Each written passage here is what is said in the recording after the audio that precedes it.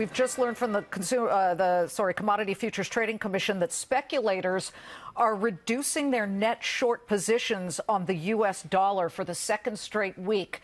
The dollar's looking slightly better at the moment, and if we can get that up, I know I've just thrown that at you, but it is moving on the wires. I want to bring in Vince Reinhart as another voice here. He's the chief economist at Bank of New York Mellon.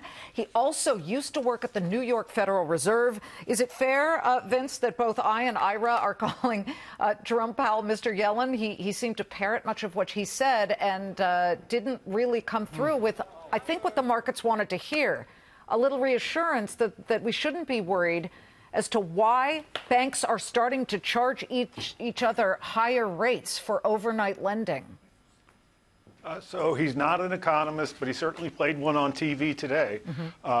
He was just establishing he's a source of continuity, that he understands the macro outlook, and the macro outlook is coming from the same staff that supported Janet Yellen. He sounded a lot like Janet Yellen, you're right. Okay, but he did not talk about things like LIBOR, meaning London Interbank Offered Rate. That is the rate at which banks lend to each other. That has spiked for 40 days straight.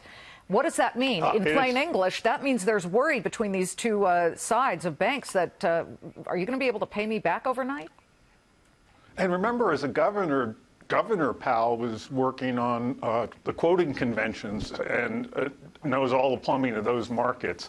I think the bottom line is they probably thought it was too technical a discussion to bring up, and that they're not really as worried about it as banks, and that is because a lot of it involves heavy Treasury bill issuance and the consequences of repatriating cash from Europe. The jobs report, we saw a gain of 103,000, but that was on the heels of a very strong number in February, which, by the way, was upwardly revised. Are you okay with this number that really missed estimates, but still helps keep the average at about 220,000 per month? I think you're right to smooth through. We had a strong number the previous month. A lot of it was construction, so you're tempted to say weather. The other thing to remember is our population growth has slowed a lot.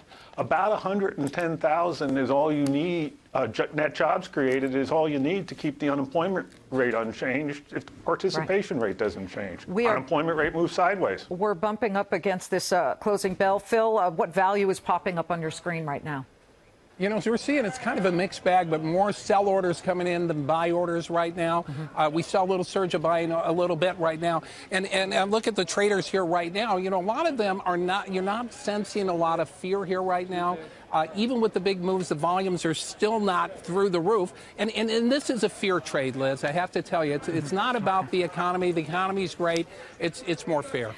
Vince, we have 20 seconds. The Dow is now down 564 points. What is your thought about the market reacting to an economic issue of trade? So I think it's about trade, not the economy. The employment report wasn't that scary. Powell wasn't that scary. What you worry about is trade.